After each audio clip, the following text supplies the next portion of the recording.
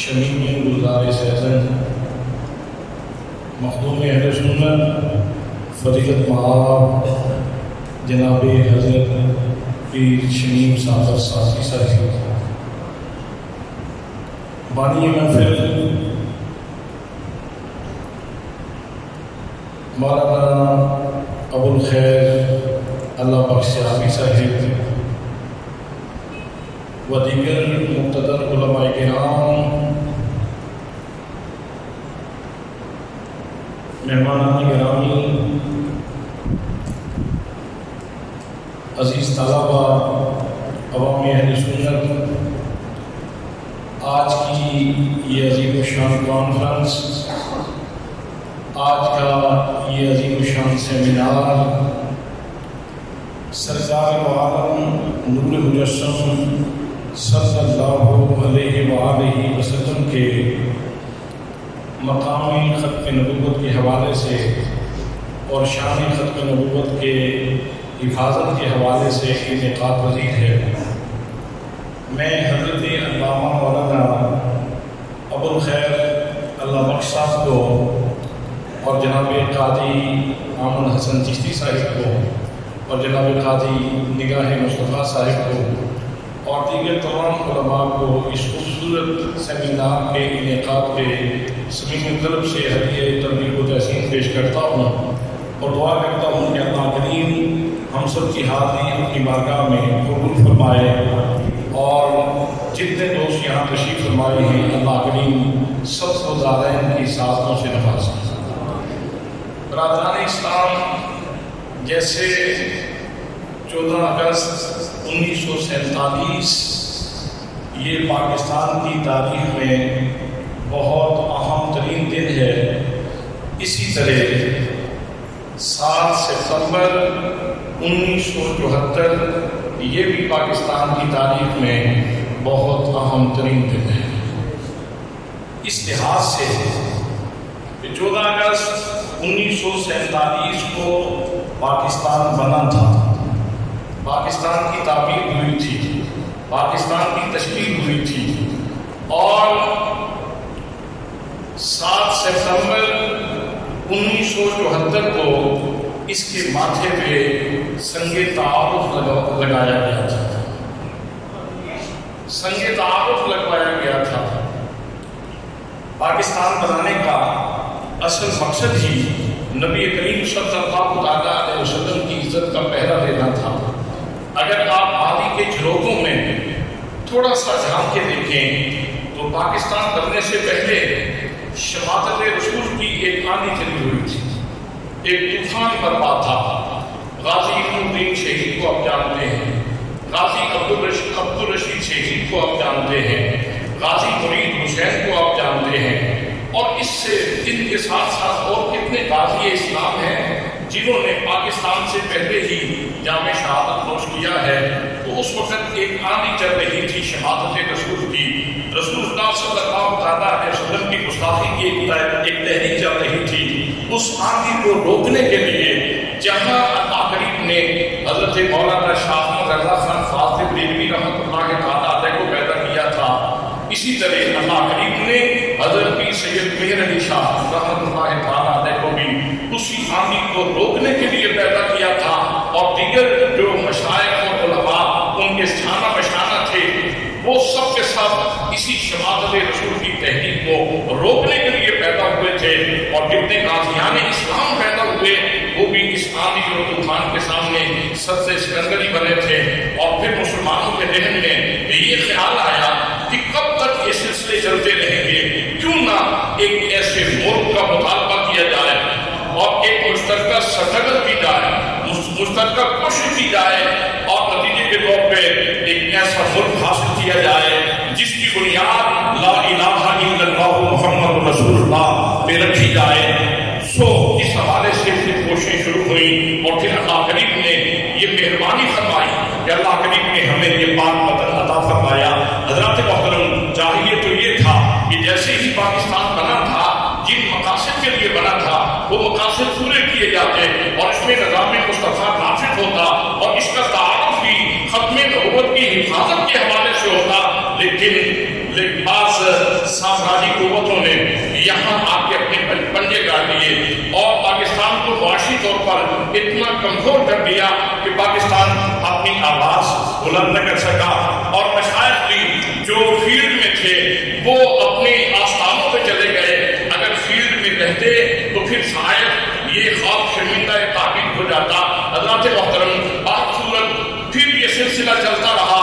جن لوگوں نے یہ درد محسوس کیا وہ کوشش کرتے رہے، اور بالآخر حضرت شاہ محمد نورانی صدیقی رحمۃ اللہ تعالیٰ علیہ اور آپ کے ساتھ دیگر علماء نے مل کے یہ مقصد پورا کیا، اور 7 ستمبر کو اللہ کریم نے اس پاک وطن میں ہمیں نبی پاک صلی اللہ علیہ وسلم کی شان ختم نبوت کی حفاظت کا ایک خوبصورت جو ہے وہ تحفہ قانون کی صورت میں عطا فرمایا۔ برادران اسلام، حضرت مولانا ابو الخیر اللہ پر صاحب یہ فرما رہے تھے میرے حوالے سے کہ وہ آئے اور ہمارے سینوں کو عشق رسول کی گرمی عطا کرے۔ میرے دوستو، میری کیا حیثیت ہے، میری اوقات کیا ہے کہ میں آپ کے سینوں میں عشق رسول کی گرمی پیدا کروں۔ عشق رسول تو اس دن ہی ہمارے سینوں میں پیدا ہو گیا تھا جس دن ہم نے پڑھا تھا لا الہ الا اللہ محمد رسول اللہ۔ حضرات محترم، بندہ جب مسلمان ہوتا ہے، حضرت شیخ عبدالعزیز دباغ رحمۃ اللہ تعالیٰ علیہ نے کیا خوبصورت بات لکھی ہے، اور اس کا ختم نبوت کے ساتھ اتنا گہرا تعلق ہے۔ آپ کے ساتھ فرماتے ہیں کہ جب کوئی بندہ کلمہ پڑھتا ہے تو اس کے سینے سے نور کا ایک دھاگا نکلتا ہے اور وہ سینے مصطفیٰ سے جڑ جاتا ہے، وہ سینے مصطفیٰ سے جڑ جاتا ہے، وہ کنیکشن ہے سینے مصطفیٰ کے ساتھ۔ حضرات محترم، اب جب اس کنیکشن کے ساتھ بندہ اللہ کی بارگاہ میں جھکتا ہے، نماز پڑھتا ہے، درود پڑھتا ہے، اللہ کو راضی کرنے کی کوشش کرتا ہے، صلاۃ و سلام کی کثرت کرتا ہے، تو یہ دھاگا مضبوط ہوتا چلا جاتا ہے اور اس میں توانائی آتی چلی جاتی ہے، اور بارگاہ مصطفیٰ سے اس کو زیادہ سے زیادہ فیضان ملتا ہے۔ میرے دوستو، میرے بھائیوں، یہاں یہ بات بھی پیش نظر رکھیے کہ اس کا عقیدہ ختم نبوت کے ساتھ اتنا گہرا تعلق ہے۔ جتنے بھی انبیاء کرام تشریف لائے ہیں، ان سب کی امتوں کو جب اللہ کریم نے روح کا رزق عطا فرمایا ہے تو تختیوں پہ رکھ کے عطا فرمایا ہے۔ جناب آدم کے صحیفے تختی کی صورت میں، جناب ابراہیم کے صحیفے تختی کی صورت میں، جناب حضرت یعقوب و یوسف کے صحیفے تختیوں کی صورت میں، جناب موسیٰ کی کتاب تختی کی صورت میں، جناب عیسیٰ کی کتاب تختی کی صورت میں، جناب حضرت داؤد علیہ السلام کی کتاب تختی کی صورت میں، جتنے انبیاء کرام آئے ان کی امتوں کا جو روحانی رزق تھا وہ اللہ کریم نے تختیوں پہ نازل کیا ہے۔ لیکن جب امت مصطفیٰ کی باری آئی، جب رسول اکرم صلی اللہ علیہ وسلم کی باری آئی اور ان کی امت کی باری آئی، تو اللہ کریم نے ارشاد فرمایا کہ محبوب، ہم نے آپ کی امت کو جو روحانی رزق دینا ہے یہ ہم تختیوں پہ نہیں رکھیں گے، یہ تختیوں پہ رکھ کے ان کو عطا نہیں فرمائیں گے۔ فرمایا فَإِنَّهُ نَزَلَهُ عَلَىٰ قَلْبِكَ، محبوب ہم نے یہ ان کا روحانی رزق آپ کے قلب اقدس پہ نازل فرمایا ہے، آپ کے قلب اقدس پہ نازل فرمایا ہے۔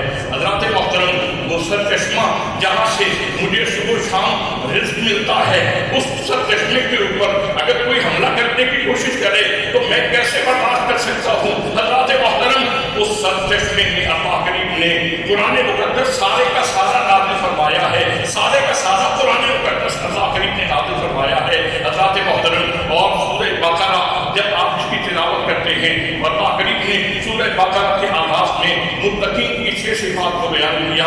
فرمایا الف لام میم ذالک الکتاب لا ریب فیہ ھدی للمتقین الذین یؤمنون بالغیب۔ فرمایا یہ وہ بلند رتبہ کتاب ہے جس میں شک کی جگہ ہی نہیں، اور اس میں سامان وصل ہے متقین کے لیے، متقین کے لیے سامان وصل ہے، اللہ سے ملنے کا سامان ہے، ہدایت ہے متقین کے لیے۔ اور متقین کی پھر آپ نے آگے 6 صفات بیان فرمائی۔ فرمایا ان کی پہلی صفت یہ ہے کہ وہ یؤمنون بالغیب، غیب کے اوپر ایمان لاتے ہیں۔ حضرات محترم، امتی کا کام ہے غیب پر ایمان لانا، نبی کا کام ہے غیب بتانا۔ امتی تبھی ایمان لا سکتا ہے جب نبی بتائے گا، اس لیے نبی ہوتا ہی وہ ہے جو غیب بتانے والا ہو۔ اور اسی غیب نبی نے یہ ارشاد فرمایا ہے کہ پہلے لوگ آتے رہے، انبیاء کرام آتے رہے، میں غیب دان امتی تمہیں بتا رہا ہوں، انا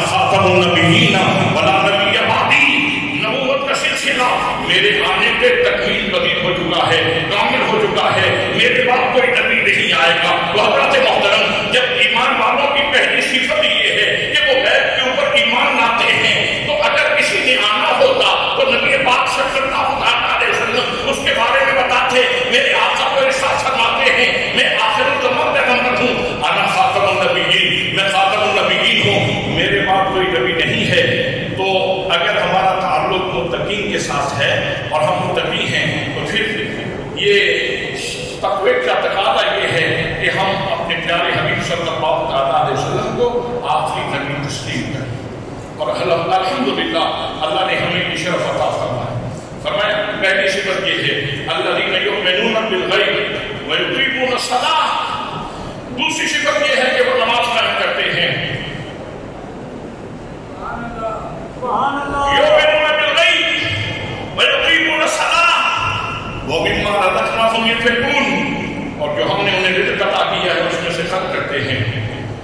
اور ساتھ فرمایا والذین یؤمنون بما انزل الیک، محبوب جو آپ کے اوپر قرآن نازل ہوا ہے اس کے اوپر وہ ایمان لاتے ہیں، اس کے اوپر وہ ایمان لاتے ہیں۔ حضرات محترم تو سارے کا سارا قرآن مقدس کی ایک ایک آیت، اس کو اللہ کریم نے نبی کریم کی شان ختم نبوت کو ظاہر کرنے کے لیے اتارا ہے، اس لیے پورے کا پورا قرآن مقدس اس کی 114 صورتیں ساری کی ساری یہ حضور صلی اللہ علیہ وسلم کی شان ختم نبوت کو بیان کرتی ہیں، اس لیے کہ قرآن اپنے سے پہلی کتابوں کا مصدق ہے اور سارے کا سارا قرآن کی شان رکھتا ہے۔ اس لیے دوستان محترم قرآن مقدس کی جتنی صورتیں ہیں 6666 آیتیں ہیں، ایک ایک آیت نبی کریم صلی اللہ علیہ وسلم کی شان ختم نبوت کا پہرا دے رہی ہے۔ فرمایا والذین یؤمنون بما انزل الیک، بابو جو آپ کے اوپر نازل ہوا اس کے اوپر بھی وہ ایمان لاتے ہیں، جو آپ کی طرف نازل کیا گیا ہے اس کے اوپر بھی ایمان لاتے ہیں۔ وما انزل من قبلک، اور جو آپ سے پہلے نازل ہوا اس کے اوپر بھی ایمان لاتے ہیں، جو آپ سے پہلے نازل ہوا۔ آج آدم کے صحیفوں کے اوپر ہمارا ایمان ہے، جناب حضرت نوح کے صحیفوں کے اوپر ہمارا ایمان ہے، حضرت موسیٰ کی تورات ہمیں ملے نہ ملے ہمارا ایمان ہے، جناب حضرت عیسیٰ علیہ السلام کی کتاب ملے نہ ملے ہمارا ایمان ہے۔ حضرات محترم میرے آقا کریم صلی اللہ علیہ وسلم سے پہلے جو کتابیں نازل ہوئی، اللہ فرماتا ہے متقین کی صفت یہ ہے کہ وہ اس کے اوپر ایمان لاتے ہیں۔ اگر نبی کریم صلی اللہ علیہ وسلم کے بعد بھی کسی نبی نے آنا ہوتا، کسی وحی نے آنا ہوتا، کسی پیغام نے آنا ہوتا، کسی میسج نے آنا ہوتا، کسی آیت میں اترنا ہوتا، کوئی پیغام آنا ہوتا تو یہ ساتھ موجود ہوتا کہ جو بعد میں آئیں گے جنہوں نے جس وحی نے بعد میں اترنا ہے وہ اس کے اوپر بھی ایمان لاتے ہیں، جبکہ ایسی کوئی بات نہیں کی گئی۔ تو اس کا مطلب یہ ہے کہ متقین کی یہ شان ہے کہ وہ حضور صلی اللہ علیہ وسلم کی شان ختم نبوت پہ ایمان لاتے ہیں۔ اور اس کے بعد فوراً چھٹی صفت ذکر فرمائی، فرمایا وبالآخرۃ ہم یوقنون، وہ آخرت پر یقین رکھتے ہیں۔ نبی کریم صلی اللہ علیہ وسلم کی تشریف آوری کے بعد آخرت کا تصور دیا ہے کہ اب قیامت برپا ہوگی، صبح قیامت تک کوئی نبی نہیں آئے گا۔ حضرات محترم اب صبح قیامت تک نبی کریم صلی اللہ علیہ وسلم کے سینے ہی سے ہم نے فیض لیتا ہے، ہمارا تعلق سینے مصطفیٰ سے ہے، ہماری آنے والی نسلوں کا تعلق سینے مصطفیٰ سے جڑے گا۔ ہم ختم نبوت کے اوپر کوئی یلغار کرے، حملہ کرے تو ہمیں تکلیف کیوں ہوتی ہے؟ میرے دوستوں، میرے بھائیوں، میرے ہاتھ سے کوئی لقمہ چھیننے کی کوشش کرے، آپ روٹی کھا رہے ہوں اور آپ کے ہاتھ سے کوئی لقمہ چھیننے کی کوشش کرے، آپ برداشت کریں گے؟ آپ برداشت کریں گے؟ کوئی برداشت کر سکتا ہے آپ لقمہ تناول کر رہے ہوں اور کوئی لقمہ آپ کے ہاتھ سے چھین لے اور اس لقمے کے ساتھ گندگی لگانے کی کوشش کرے تو آپ قدم برداشت نہیں کریں گے؟ یہ تو جسم کی غذا کی بات کر رہا ہوں، سینہ مصطفیٰ سے تو مجھے روح کی غذا ملتی ہے، سینہ مصطفیٰ سے مجھے روح کی غذا ملتی ہے۔ جو ختم نبوت پہ گرفتار کرنا چاہتے ہیں وہ حقیقت میں لوگوں کو سینہ مصطفیٰ سے ان کا تعلق توڑنا چاہتے ہیں، اور اس سے بڑا ظلم اور کیا ہوگا؟ اتنے چشمہ صافی سے لوگوں کا تعلق توڑ دیا جائے اور ایک ایندھن کے بارے میں بھی کہا جائے کہ تو اپنی روح کو ادھر متوجہ کر، تو اس سے جا کے تم کوئی ہدایت کو حاصل کرنے کی کوشش کر. حضرات محترم، روح تو لطیف چیز ہے، یہ تو کسی لطیف چشمہ سے ملا پاتی ہے. اگر کسی کی ویسے ہی وہ روح مسح ہو چکی ہو یا کسی کی فطرت ہی مسح ہو چکی ہو تو وہ کہیں جا کے گندگی میں منہ مارے گا. جس کو اللہ کریم نے روح کی لطافت عطا فرما رکھی ہے، جس کو اللہ کریم نے مدار لطیف عطا فرما رکھا ہے، وہ گردن کٹوا سکتا ہے، محمد مصطفیٰ کی ذات سے پیچھے نہیں ہٹ سکتا.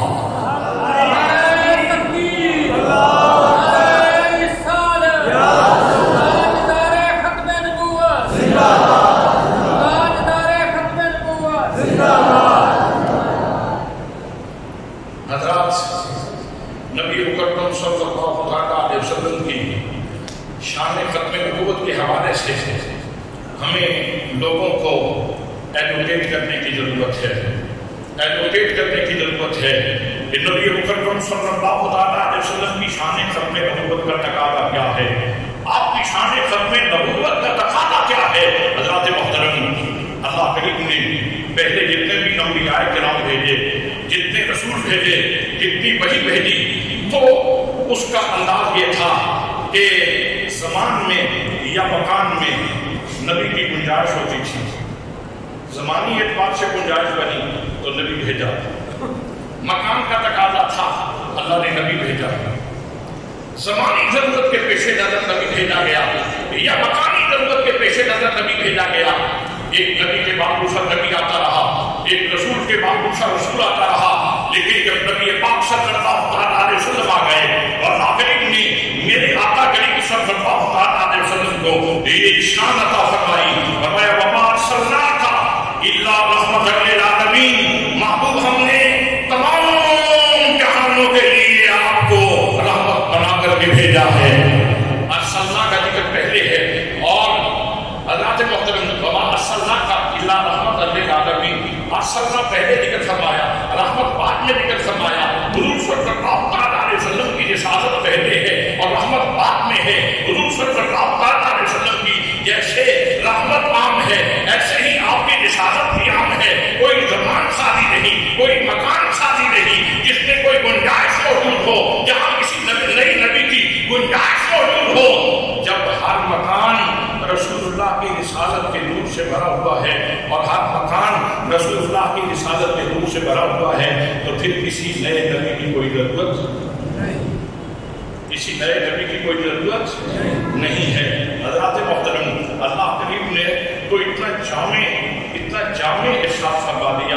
فرمایا یہ ہو سکتا ہے کسی کے ذہن میں یہ تصور آئے کہ زمین پہ شاید نبی کی ضرورت نہیں ہے تو کہیں اور نبی کی ضرورت پڑے تو العالمین کا لفظ بول دیا کہ کہیں بھی نئے نبی کی ضرورت نہیں ہے، کہیں بھی کسی نئے رسول کی ضرورت نہیں ہے. اب جیسے کوئی زمین میں نئے نبی کا دعویٰ کرے وہ کافر ہے، ایسے ہی اگر کوئی مشتری کے بارے میں، پلوٹوں کے بارے میں، ظہر کے بارے میں، عطارت کے بارے میں، سورج کے بارے میں، چاند کے بارے میں، سیاہان خلقی کے بارے میں اگر کوئی یہ کہے کہ فلاں کسی سیارے ستارے کے اوپر کسی نئے نبی کی گنجائش ہے یا وہ موجود ہے تو تب بھی وہ کافر ہوگا. اس لیے کہ اللہ کریم نے اپنے حبیب صلی اللہ علیہ وسلم کو سارے جہانوں کے لیے رسول بھی بنا کے بھیجا ہے اور رحمت بھی بنا کر کے بھیجا ہے. برادران اسلام، پہلے جب ایک نبی کے بعد دوسرے نبی نے آنا ہوتا تھا تو اللہ کریم نے یہ گنجائش پیدا فرمائی کہ جو صحائف ہم کو دیے جاتے تھے یا کتابیں دی جاتی تھی ان میں ترمیم ہوتی تھی، تحریف ہوتی تھی تو پھر نیا نبی بھیج دیا جاتا تھا. جب نئے نبی کا امتحان ہوتا تھا تو اللہ نے پہلی کتابوں کی حفاظت نہیں فرمائی، لیکن یہ جو سینہ مصطفیٰ صلی اللہ علیہ وسلم پہ اترنے والی کتاب ہے. اب یہاں یہ بات بھی عرض کر دوں کہ یاد رکھیں جتنی کتاب جامع ہے اتنا ہی سینہ مصطفیٰ بھی جامع ہے.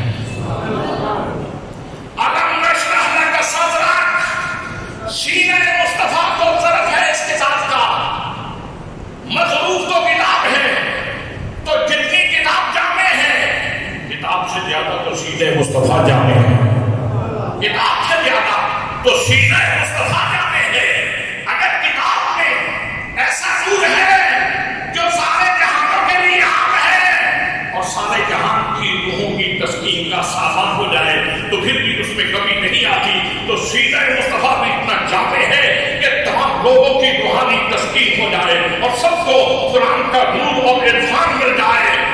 پھر بھی مصطفیٰ صلی اللہ علیہ وسلم کے سینے میں کوئی کمی نہیں آتی۔ حضرات اللہ کریم نے جب یہ قرآن مقدس نازل فرمایا تو جتنا خوبصورت ظرف عطا فرمایا، ایسے ہی اللہ کریم نے اس کی حفاظت کا ذمہ بھی خود لیا، حفاظت کا ذمہ بھی خود لیا۔ فرمایا اِنَّا نَحْنُ نَزَّلْنَا الذِّكْرَ وَإِنَّا لَهُ لَحَافِظُونَ۔ اب اگر تاکیدات گنیں، اسلوب کلام دیکھیں، حضرات محترم ایک مبتدی طالب علم بھی یہ جانتا ہے کہ تاکید کا تاکید پھر جمع کے سیگے ان کا مان کیا ہے، یہ اتنی تاکیدات کیوں لگائی جا رہی ہیں۔ تاکید بے معنی تو نہیں ہوتی، تاکید کا کوئی فلسفہ ہوتا ہے، تاکید کا کوئی مفہوم ہوتا ہے۔ اللہ کریم نے اتنی تاکیدات لگا کے پھر قرآن مقدس کی حفاظت کا ذمہ لیا ہے تو بتانا یہ مقصود تھا کہ جتنی بھی آندیاں چلتی رہیں، جتنے بھی طوفان آتے رہیں، بڑے بڑے طوفان بھی اس قرآن میں ترمیم نہیں کر سکتے۔ چاہے جائے کہ کوئی بکری آئے اور قرآن کو کھا جاتا، نہیں ہو سکتا، نہیں ہو سکتا، نہیں آ سکتا۔ اگر اتنے عرصے سے کھڑا آسمان نہیں گرا اللہ کی حفاظت کی وجہ سے، اگر اتنے عرصے سے زمین نہیں ٹوٹی اللہ کی حفاظت کی وجہ سے، اگر یہ سیاہان خلقی زمین کے اوپر نہیں ٹوٹے اللہ کی حفاظت کی وجہ سے، اگر یہ سورج کا کرہ زمین میں نہیں گرا اللہ کی حفاظت کی وجہ سے، اگر یہ چاند کا کرہ زمین میں نہیں گرا اللہ کی حفاظت کی وجہ سے، تو قرآن مقدس میں تحریف کیسے ممکن ہے جب اللہ کریم خود فرما رہا ہے کہ ہم نے ہی اس قرآن کو اتارا ہے اور ہم خود ہی اس کی حفاظت کرنے والے ہیں۔ حضرات محترم جب قرآن مقدس موجود ہے اور پوری اپنی آب و تاب کے ساتھ موجود ہے، پورے مفاہیم کے ساتھ موجود ہے اور پورے فیض کے ساتھ موجود ہے، تو پھر نہ نئی وحی کی ضرورت ہے اور نہ نئے نبی کی ضرورت ہے۔ یہ تو وہ چند باتیں تھیں جو میں نے عقیدہ ختم نبوت کے حوالے سے آپ کی خدمت میں عرض کی۔ اس کے اوپر بہت کچھ عرض کیا جا سکتا ہے۔ میں یہ بھی کہہ سکتا ہوں کہ میرے آقا کریم صلی اللہ تعالیٰ علیہ وسلم کی شان ختم نبوت کا فیض زمین کے ذرے کو ملا ہے۔ سبحان اللہ۔ زمین کے ذرے کو نبی کریم صلی اللہ تعالیٰ علیہ وسلم کی شان ختم نبوت کا فیض ملا ہے۔ فرمایا میرے لیے ساری کی ساری زمین آپ بھی کر دی گئی ہے اور مسجد بھی بنا دی گئی ہے۔ حضرت صدیق اکبر رضی اللہ تعالیٰ عنہ آپ کہیں بھی نماز پڑھنا چاہتے مسجد کے اندر یا باہر پڑھ سکتے تھے، پڑھ سکتے تھے، بولے تو سکتے سبحان اللہ، اس زمان کے بعد پڑھ سکتے تھے سبحان اللہ۔ تو حضرات آج مجھے بتائیں اگر آپ پڑھنا چاہیں تو آپ بھی پڑھ سکتے ہیں؟ فیض قرآن تو نہیں ہوا، مصلی ابھی تک تازہ ہے، مصلی تازہ ہے، میرے خیال میں آپ کو سمجھ نہیں آتی، میرے خیال میں یا سبحان اللہ آپ کو نہیں آتی یا سمجھ نہیں آ رہی۔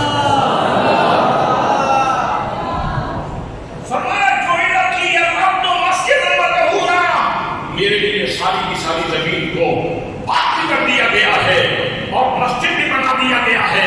حضرات محترم جیسے صدیق اکبر رضی اللہ تعالیٰ کو مسجد کے اندر بھی نماز پڑھ سکتے تھے اور مسجد کے باہر بھی نماز پڑھ سکتے تھے، ایسے ہی آج اگر میں اور آپ بھی نماز پڑھنا چاہیں تو ہم آج بھی مسجد کے اندر بھی نماز پڑھ سکتے ہیں اور مسجد کے باہر بھی نماز پڑھ سکتے ہیں، اس لیے کہ میرے آقا نے زمین کو ختم نبوت کا فیض عطا کیا تھا۔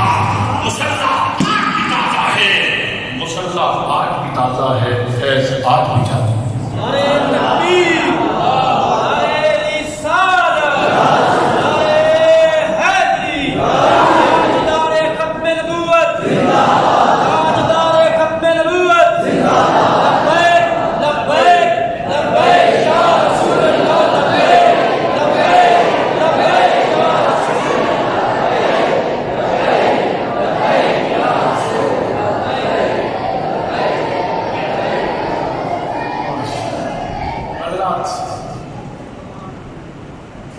خیر القرون میں اگر کسی مسلمان کو پانی نہیں ملتا تھا نماز کی ادائیگی کے لیے، وہ تیمم کر لیتا تھا، اس کا تیمم ہو جاتا تھا، جی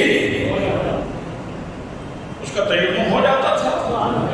حضرت مولا کائنات شیر خدا رضی اللہ تعالیٰ عنہ نماز کا وقت ہوا چاہتا ہے اور پانی نہیں ہے، تو اگر نماز پڑھنا چاہتے ہیں پانی نہیں ہے، تیمم کرنا چاہیں تو تیمم کر سکتے ہیں، تیمم کر سکتے ہیں۔ اللہ تو آج کے دور میں اگر پیر شبیر صاحب صاحب کہیں سفر کے مظفر کر کے سیلاب میں ہوں اور پانی ملنے کا امکان نہ ہو تو پھر یہ تحری کریں، کوشش کریں، اس کے بعد پانی نہ ملے تو تیمم کر سکتے ہیں۔ کیوں؟ اس لیے کہ جب میرے آقا نے دھرتی میں قدم رکھا تھا تو اس دن ختم نبوت کا فیض عطا فرما دیا تھا، اور یہ فیضان صبح قیامت تک جاری ہے۔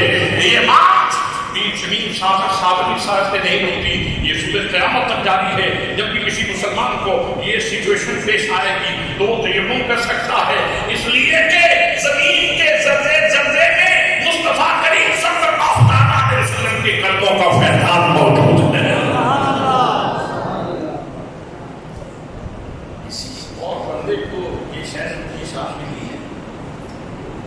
جب زمین کے ہر ذرے کی جیب بھری ہوئی ہے، مرزا قادیانی کو کہاں رکھنا ہے؟ کوئی جگہ تو تلاش کر سکتے۔ قادیانی کو رکھنا کہاں ہے؟ کوئی بھی چیز ہوتی ہے تو اس کو رکھا تو جاتا ہے، کہیں رکھنے کی جگہ تو بناؤ۔ تو حضرات محترم، آج بھی زمین کے اوپر آپ ہاتھ مار کے تیمم کر لیتے ہیں تو یہ فیضان ہے محمد مصطفیٰ صلی اللہ تعالیٰ علیہ وسلم کی نبوت کا، اور آپ کے قدموں کا فیضان ہے۔ یہ شان ختم نبوت کا فیضان ہے کہ آج بھی تیمم ہو جاتا ہے، اور اس کا مطلب یہ ہے کہ زمین کے جتنے بر اعظم ہیں، ہر بر اعظم تک یہ فیض پہنچا ہوا ہے۔ زمین کا کوئی ایک کونا بھی ایسا نہیں جہاں شان ختم نبوت کا فیض نہ موجود ہو۔ حضرات محترم، تو جب فیض اتنا جامع ہے، اتنا عالمگیر ہے، اتنا آفاقگیر ہے، جب نبوت اتنی آفاقگیر ہے، پھر نئے نبی کو کہاں رکھیں گے؟ حضرات محترم، یہ وہ ساری خوبصورت باتیں ہیں جو میرے آقا کریم صلی اللہ تعالیٰ علیہ وسلم کی شان میں موجود ہیں۔ حضرات، مرزا قادیانی کے بارے میں تھوڑی سی چند باتیں عرض کرتا ہوں۔ اس نے بہت سارے دعوے کیے ہیں، مجدد ہونے کا، امام ہونے کا، مجدد ہونے کا، محدث ہونے کا، مہدی ہونے کا، اور مسیح ہونے کا، مسیح ہونے کا، اور پھر اس کے بعد ذیلی نبی کا، بلوچی نبی کا، اور پھر عین محمد ہونے کا، اور پھر فضیلت محمد کا، اور پھر عین خدا ہونے کا دعویٰ کیا، اور چند دیگر دعوے اس کے موجود ہیں۔ تو مرزا قادیانی، اگر کوئی بندہ، یہ آج کل ایک جونیئر مرزا ہے، وہ کہتا ہے کہ اگر مرزا قادیانی ہمیں کافر نہ کہے تو ہم اس کو کافر نہیں کہیں گے۔ مرزا قادیانی کے ماننے والے کتنے موجود ہے درد کے اوپر، اگر وہ ہمیں کافر نہ کہیں تو ہم ان کو کافر نہیں کہیں گے۔ حضرات محترم، اب مرزا قادیانی کے اتنے دعوے ہیں، ان دعووں میں سے کون سا دعویٰ مانا جائے؟ ذریت قادیانیت سے یہ بات پوچھنے کی ہے کہ کون سا دعویٰ مانے، ہم اس کا کون سا دعویٰ مانیں؟ ان دعووں میں سے جس دعوے کے اوپر وہ آج کل کھڑے ہیں، زیادہ قادیانی اس بات پہ زیادہ مصر نظر آتے ہیں، میں بڑے اختصار کے ساتھ اسے گزر جاؤں گا۔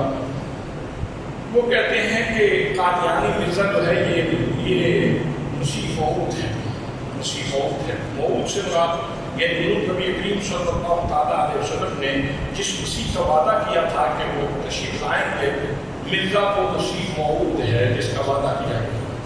حضرات محترم، میرے آقا کریم صلی اللہ تعالیٰ علیہ وسلم نے جس مسیح کا وعدہ کیا ہے وہ ابن مریم ہے، ابن چراغ کی بیوی،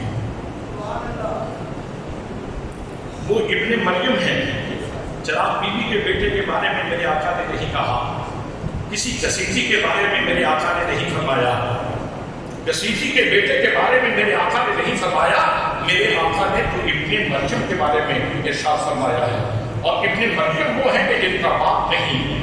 اور مرزا قادیانی کا باپ نام کیا ہے اس کا؟ غلام مرتضیٰ. اس کا مطلب یہ ہوا لعنت اللہ علی الکاذبین. میرے آقا نے فرمایا کہ ابن مریم اتریں گے، مرزے کی بھی لعنت ہوئی، لعنت اللہ علی الکاذبین. میرے آقا نے فرمایا کہ ابن مریم دمشق میں تشریف لائے ہوئے اتریں گے، مرزے کی قادیان میں ولادت ہوئی. اس کا مطلب یہ ہے کہ لعنت اللہ علی الکاذبین اس نے کبھی دمشق دیکھا کرتے ہیں. میرے آقا نے فرمایا مسیح ابن مریم آئیں گے تو حاکم عادل ہوں گے. تو مرزا یہ محکوم اور مجبور تھا. مرزا جو ہے یہ محکوم اور مجبور، یہ ساری زندگی انگریزوں کے سامنے ان کا نمک چاٹتا رہا، تو یہ تو محکوم اور مجبور تھا. اس لیے لعنت اللہ علی الکاذبین. میرے آقا کریم صلی اللہ تعالیٰ علیہ وسلم نے جس ابن مریم کے بارے میں ارشاد فرمایا وہ اس وقت آئیں گے جب حضرت امام مہدی موجود ہوں گے.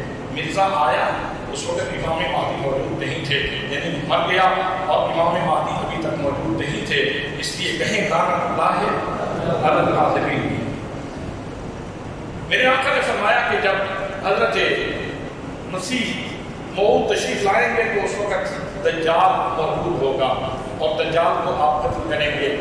مرزا خود دجال ہے، اس کے دور میں کوئی دوسرا دجال نہیں تھا. تو حضرت پھر یہ کہنے دیجیے لعنت اللہ علی الکاذبین. حضرت مسیح ابن مریم دجال کو مقام ڈور پہ قتل کریں گے جبکہ مرزے سے کوئی ایسا واقعہ وقوع پذیر نہیں ہوا. لعنت اللہ علی الکاذبین.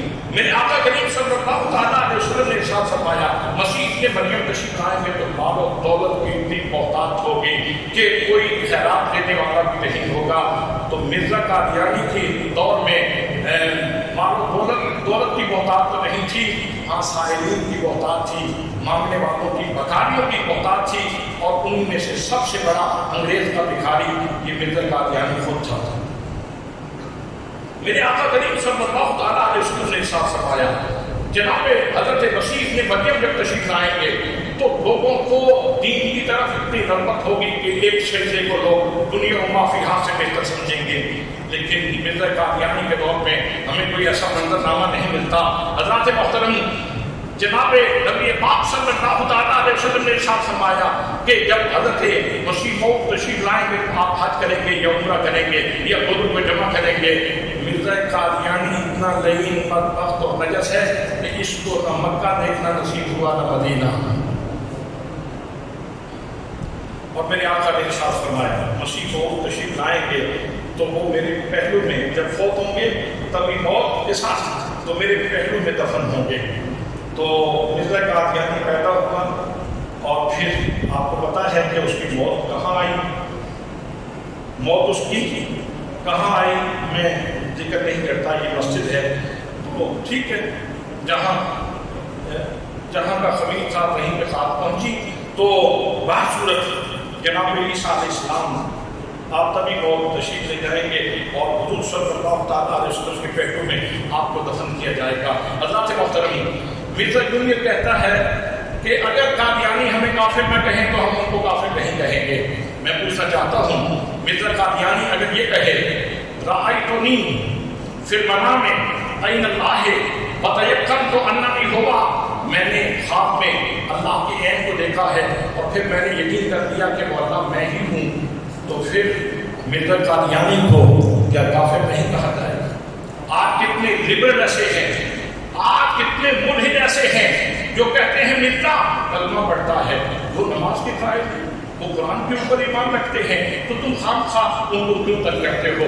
ٹھیک ہے، ان کا اپنا ایمان، تمہارا اپنا ایمان. حضرات محترم جو یہ کہے کہ میں نے خواب میں اللہ کو دیکھا، اللہ کو دیکھا اور پھر میں نے یقین کر دیا کہ وہ اللہ میں ہی ہوں، کیا اس کو برداشت کیا جا سکتا ہے؟ کیا اس کو کافر نہیں کہا جائے گا؟ یقیناً کافر کہا جائے گا. حضرات محترم مرزا قادیانی کی طرف وہ کہتا ہے میری طرف وحی آئی، اللہ نے مجھے فرمایا انت منی بمنزلۃ ولدی، مرزا قادیانی تو میرے نزدیک میرے بیٹے کے قائم مقام ہے. استغفر اللہ، استغفر اللہ، کہیں استغفر اللہ، کہیں استغفر اللہ، استغفر اللہ ربی من كل ذنب. مرزا قادیانی मिर्जे को, वो कहता है मुझे वही आई कि अल्लाह ने कहा नऊज़ुबिल्लाह तू मेरे बेटे के कायम मकाम है। और एक जगह पे वही आई इस्मा या वलदी, ऐ मेरे बेटे मेरी बात ध्यान से सुन। मिर्जा कादियानी ने ये कहा कि मोहम्मदुर रसूलुल्लाह वल्लज़ीना माअहु अशिद्दाउ अलल कुफ़ारि रुहमाउ बैनहुम, ये जो आयत है मेरे बारे में है, ये आयत मेरे बारे में है, इसका मिस्ताक मैं हूं। तो क्या उसको काफिर नहीं कहा जाएगा? क्या उसको काफिर नहीं कहा जाएगा? मिर्जा कादियानी ये कहता है सारा वजूद ही वजूद हो कि मेरा वजूद मोहम्मद मुस्तफ़ा का वजूद है। तेरा वजूद तो वो है जो आखिरी वक्त भी गंदगी के ढेर पे पड़ा था, मेरे आका का वजूद तो वो है कि जिसके ऊपर मक्खी भी नहीं बैठती। तुम्हारी हैसियत क्या है, औकात क्या है कि तुम ये कहो कि सारा वजूद हो वजूदी, उनका वजूद मेरा वजूद हो गया या मेरा वजूद उनका वजूद हो गया। हज़रात मोहतरम, मैं इसको काफिर क्यों न कहूँ, मैं इसको काफिर क्यों न कहूँ जो ये बकवास कर रहा है। और फिर वो कहता है वमुबश्शिरम बिरसूलिन याती मिन बाद इस्मुहु अहमद, ये आयत इसका मिस्ताक भी मैं हूँ, ये भी मेरे बारे में नाज़िल हुई, ये आयत भी मेरे बारे में है। फिर वो कहता है सम्मानी रब्बी अहमद, सम्मानी रब्बी अहमद फ़अहमदूनी वला तश्तमूनी, कहता है मेरा रब अल्लाह, मेरे रब ने मेरा नाम अहमद रखा है, लिहाजा मेरी तारीफ किया करो, मुझे गाली ना दिया करो। अल्लाह ने मुझे अहमद का नाम दिया है, मैं अहमद हूँ, लिहाजा मेरी तारीफ किया करो, मुझे गाली ना दिया करो। हजरात, मिर्जा कादियानी का मौसूल ये इतना कसाफत से जलादत से भरा हुआ है कि कोई जितना भी लतीफ मजाक होगा, कोई बड़ी संजीदगी से भी बात करे तो बिल आखिर कहीं ना कहीं लतीफ़ा दाखिल हो जाता है। इसकी पूरी जिंदगी लतीफ़ों से भरी हुई है। अगर कोई लतीफ़ों की किताब पढ़ना चाहे तो वो मिर्जा कादियानी के लिटरेचर का मुताला करे, उसको कहीं से और लतीफ़ों की किताब लेने की ज़रूरत नहीं है। मिर्जा कादियानी उसकी सारी किताबें लतीफ़ों से भरी हुई। और फिर उसने कहा कि वमुबश्शिरम बिरसूलिन याती मिन बाद इस्मुहु अहमद, ये कहा मेरे मैं इसका मिस्ताक हूँ। फिर एक जगह पे हुजूर सल्लल्लाहु अलैहि वसल्लम पे अपनी फजीलत जतलाते हुए ये कहता है कि नबी करीम सल्लल्लाहु अलैहि वसल्लम के लिए चांद के खुसूफ का निशान जाहिर हुआ और मेरे लिए तो चांद और सूरज दोनों का, लिहाजा मैं उनसे बढ़ गया। आप कादियानी आपको काफिर कहें या ना कहें, हमारा ये फरीज़ा है कि हम कादियानियों को काफिर कहेंगे। फिर उसने कहा इन्ना आतईना कल कौसर, ये सूरत भी, ये आयत भी मेरे बारे में नाज़िल हुई है। वरफ़अना लका ज़िक्रक, ये आयत भी मेरे बारे में नाज़िल हुई है। बदाइयन इलल्लाहि बिइज़्निही व सिराजन मुनीरा, ये आयत भी मेरे बारे में नाज़िल हुई है। आप तो इतनी कदर विनोद कर रहा हो जो अल्लाह की आप किताब के बारे में यूं बकवास कर रहा हो और मोहम्मद मुस्तफ़ा सल्लल्लाहु अलैहि वसल्लम पे उतरने वाली इस पाक किताब के बारे में यूं कदर विनोद कर रहा हो, अब उसको काफिर कैसे न कहा जाए। तो आज जरूरत इस बात की है कि मिर्जा का सिर्फ तारुफ करवा दिया जाए, इसके ऊपर कोई झगड़ा न करवा दिया जाए, सिर्फ लोगों को ये बता दिया जाए उसके लिटरेचर से, उसका लिटरेचर लोगों को पढ़ा दिया जाए कि ये इस शक्ल का बंदा है। आप खुद सोच लें कि इसको नबी कहा जा सकता है कि नहीं। ये तो एक मुसलमान कहलाने का हकदार नहीं, ये तो मुसलमान कहलाने का हकदार नहीं है कि जाए कि इसको नबी कहा जाए। इसीलिए तो हज़रत इमाम आज़म अबू हनीफा रहमतुल्लाह तआला अलैह के दौरे हमायूं में किसी ने नबूवत का दावा कर दिया तो आपने कहा कि ये नबूवत का दावा करने वाला भी काफिर है और जो इससे नबूवत की दलील मांगे वो भी काफिर है।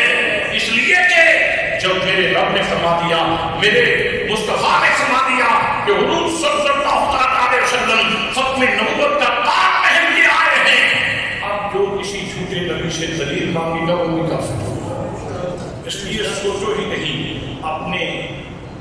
अपनी सोचों पे भी पहरा लगाने की जरूरत है। इस हवाले से हज़रात मोहतरम, اسی وجہ سے ہمارے بزرگوں نے اس عقیدہ اہل سنت کے اوپر، عقیدہ ختم نبوت کے اوپر پہرا دیا ہے۔ وہ وقت بھی ہمیں یاد ہے کہ جب حضرت صدیق اکبر رضی اللہ تعالیٰ عنہ آپ کے دور اقدس میں 1200 صحابہ کرام نے جام شہادت نوش کیا عقیدہ ختم نبوت کے تحفظ کے لیے۔ 1200 صحابہ کرام نے جام شہادت نوش کیا، تو صحابہ کرام کے خون کی دیواریں کھڑی ہیں اس عقیدہ ختم نبوت کی حفاظت کے لیے۔ اور پھر وہ وقت آیا کہ جب یہ قادیانی فتنے کے طلوع ہونے کا وقت تھا، تو اعلیٰ حضرت خواجہ بریلوی رحمۃ اللہ تعالیٰ علیہ نے چار کتابیں لکھی اس کتاب کے اوپر۔ اور پھر جب یہ خناس چاہتا تھا کہ میں کسی بہت بڑی شخصیت سے چھیڑ چھاڑ کروں تاکہ میری شہرت ہو جائے، تو اس نے منتخب کیا حضرت پیر میر علی شاہ صاحب رحمۃ اللہ تعالیٰ۔ تو میرے آقا نے حضرت پیر میر علی شاہ صاحب کی ڈیوٹی لگائی، فرمایا تم جاؤ اور ہند میں جا کے میری شان ختم نبوت کا پہرا دو۔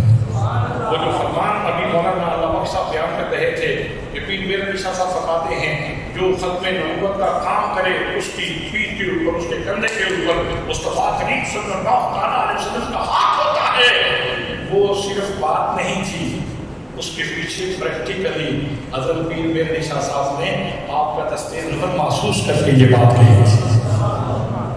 اور اس نے جو اشتہار چاہتا، اس نے کہا کہ قرآن نازل کریں گے 40 صورتیں نہ کسی صورت کا جو ہے وہ پورا ڈالیں گے، جو صورت نکل آئی تو اس کی 40 آیتوں کے اوپر تقریباً 7 گھنٹے کا ٹائم وہ تفسیر لکھیں گے، جس کی تفسیر زیادہ معنویت سے بھرپور ہوگی وہ جیت جائے گا۔ جب اس نے یہ بات کی تو حضرت پیر میر علی شاہ صاحب رحمۃ اللہ تعالیٰ علیہ آپ نے فرمایا دعویٰ نبوت کا مقابلے انشاء بردادی کے، دعویٰ نبوت کا مقابلے انشاء بردادی کے، یہ بلاغت کس کی اچھی ہے، استعارہ کس کا اچھا ہے، علم بدیع کس کے اندر زیادہ ہے، علم بیان کس کے اندر زیادہ ہے، بلاغت کس کے اندر زیادہ ہے، فصاحت کس کے اندر زیادہ ہے۔ دعویٰ نبوت کے کرتے ہو، مقابلے انشاء بردادی کے کرتے ہو۔ اگر تم نے مقابلہ کرنا ہی ہے تو مقابلہ اس طرح نہیں ہوگا، مقابلہ اس طرح ہوگا کاغذ کے اوپر قلم میں بھی رکھتا ہوں، تم بھی رکھو، تمہارا دعویٰ نبی ہونے کا ہے، میرا دعویٰ محمد مصطفیٰ کا غلام ہونے کا ہے۔ جو سچا ہوگا اس کا قلم خود وجد میں آپ کے شان مصطفیٰ لکھے گا۔ حضرات محترم، فبہت الذی کفر، ٹوٹ گئی کمر، کبھی دیکھے ادھر کبھی دیکھے ادھر، کچھ نہیں آتا نظر، میدان میں آیا بھاگ گیا۔ اور آج تک مرزا قادیانی کی ساری ذریت اسی شرط کی وجہ سے سب سے غائب ہو گئے۔ حضرات، پھر وہ وقت بھی آیا جب عالمی عدالت میں ضیاء الحق کے دور میں یہ کیس کیا گیا کہ پاکستان میں ہمارے حقوق محفوظ ہیں۔ ہم کلمہ پڑھتے ہیں، کوئی بات، ہم کلمہ پڑھتے ہیں، ہم قرآن کو مانتے ہیں، یہ کرتے ہیں وہ کرتے ہیں، تو ہمارے حقوق محفوظ نہیں ہے، خواہ خواہ ہمیں کافر کہا جاتا ہے۔ حضرات محترم، تو جیسے کہہ رہے تھے کہ پہرا دیا تو پیر سے آپ نے پہرا دیا تھا، سارے مشائخ میں سے ہم مشائخ جو ہوتے ہیں نا، یہ سب کا اجتماعی ورثہ ہوتا ہے، چاہے نقشبندیت کے لوگ ہوں، چشتیت کے لوگ ہوں، قادریت کے لوگ ہوں اور صوفیت کے لوگ ہوں، سب ہمارے سر کا تاج ہیں، سب ہمارے سر کا تاج ہیں۔ لیکن معاش میں جو اعزاز ملا ہے وہ ملا ہے حضرت پیر میر علی شاہ صاحب کی پیر سیاست کے غلام، اور پھر ایک پیر سیاست کے غلام کے نام پورا نکلا جس کا نام ضیاء الامت حضرت جسٹس پیر محمد کرم شاہ نظری رحمۃ اللہ تعالیٰ ہے۔ یہاں یہ بات میں کہنا چاہوں گا کہ حضرت پیر میر علی شاہ صاحب کے مقابلے میں کافر آیا نہیں تھا، پیچھے بھاگ گیا تھا، گھر سے ہی نہیں نکلا تھا، لیکن یہاں تو پوری دنیا کا کفر اور پوری دنیا کے شاہ تباہ وہ انہوں نے اکٹھے کر کے بھیجے تھے کہ پاکستان کو بھی کچلنا ہے اور ان کے اس عقیدے کو بھی کچلنا ہے۔ پوری دنیا کا کفر اور ان کے سارے شاہ تباہ موجود تھے، اس لیے کہ پاکستان کو شکست دیں اور عقیدہ ختم نبوت کو شکست دیں۔ تو پھر حضرت ضیاء الامت جسٹس پیر محمد کرم شاہ الازہری رحمۃ اللہ تعالیٰ علیہ آپ تشریف لے گئے اور آپ نے فرمایا کہ جب میں گیا تو کوئی ایک آدھ بندہ تھوڑی بہت کوئی نرمی رکھتا تھا، باقی سب مخالف تھے، لیکن جب میں واپس آ رہا تھا تو سب کہہ رہے تھے پاکستان سچا ہے، پاکستان کے لوگ سچے ہیں اور ان کا جو نظریہ ہے وہ سچا ہے۔ یہ جو کہتے ہیں کہ قادیانی کافر ہیں، یہ واقعتاً وہ کافر ہیں اور وہاں ان کے حقوق کے اوپر کوئی ایسا ویسا مسئلہ نہیں۔ حضرات محترم، مولانا علامہ بخش صاحب فرما رہے ہیں کہ ٹائم ختم ہو گیا، لیکن پیر کرم شاہ الازہری کا نام آئے اور میں مختصر کیسے کروں؟ یہ کیسے ہو سکتا ہے مولانا علامہ صاحب؟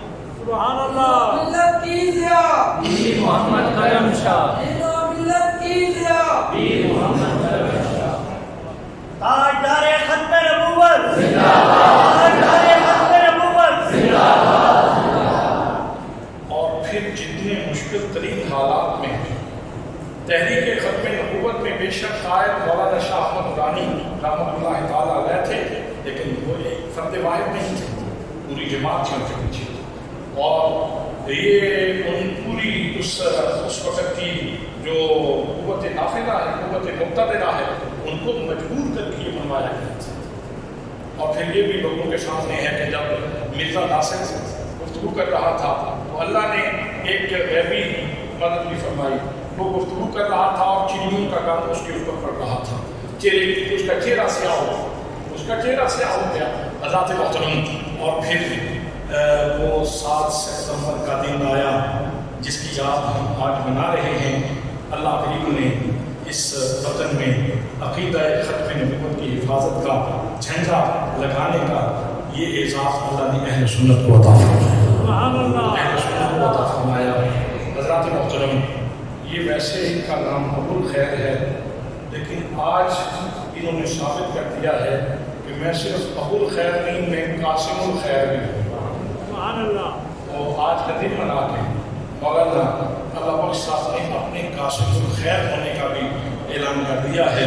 یہ اس کو خوشامد نہ سمجھیے گا، کوئی بھائی اچھا کام کرے تو اس کی قدردانی بھی کرنی چاہیے، کوئی بھائی اچھا کام کرے تو اس کو قدر کی نگاہ سے دیکھنا، یہ بھی صاحب